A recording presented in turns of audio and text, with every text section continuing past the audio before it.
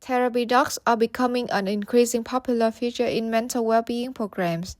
Dogs reduce stress and bring comfort to people. However, behind the smile and wagging tails, experts warn about the gap in welfare protections that these dogs may face.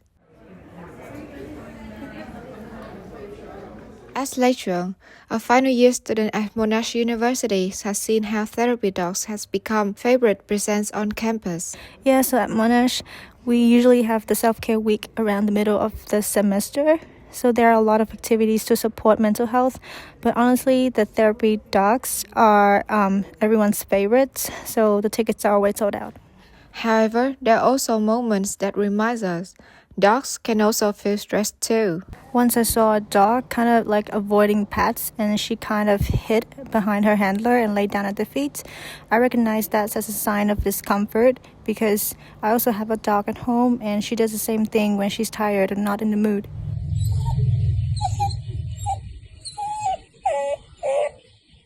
Dr. Mia Kopp is a research fellow at University of Melbourne, specializing in canine welfare science.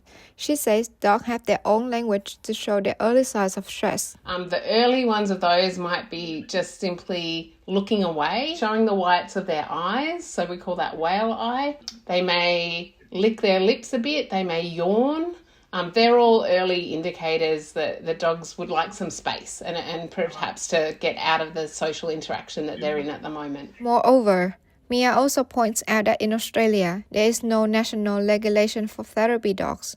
Unlike assistant dogs, they are not formally regulated by laws. The standards tend to be set by individual organisations that are either accrediting or offering those services.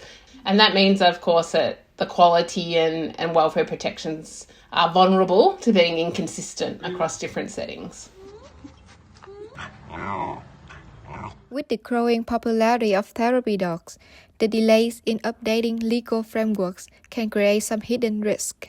So I think regulation is really important. I think it's difficult because particularly if you're looking at legislation, it tends to operate quite slowly. So I think there is a real onus on those organisations that are offering these services to try and be transparent and proactive in showing that they're taking good care of their dogs, because ultimately, if they're not protecting the welfare of them and these dogs are put into situations where they don't feel comfortable, that's where everyone's safety becomes at risk, not just the dogs and their well-being, but if people aren't noticing those early behaviours I mentioned, those signs of stress, then dogs need to escalate, and that's where people may get bitten. And having some kind of regulation or standards in place about what doing them well looks like is a really good way towards protecting everyone. Kate Thorne, Deacon Described News.